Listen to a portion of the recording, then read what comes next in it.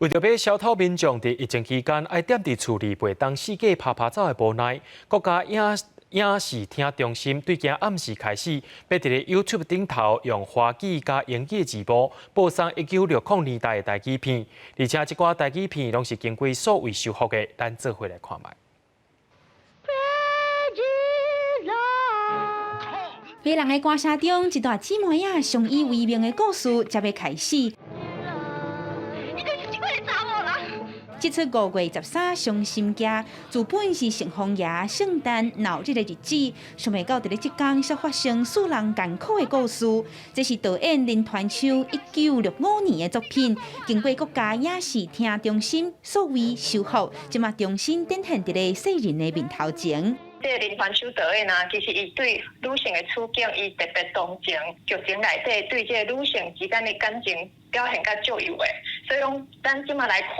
不时嘛是感觉足感动的。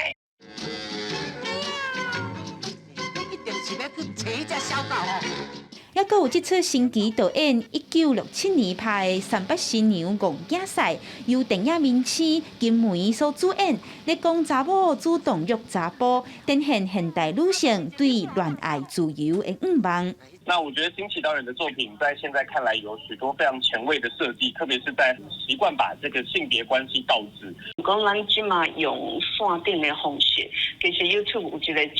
足趣味的功能，就是咱大家会使哪看哪甲其他的人做伙抬杠，互家感觉讲哇，咱其实有那嘛是甲别人做伙。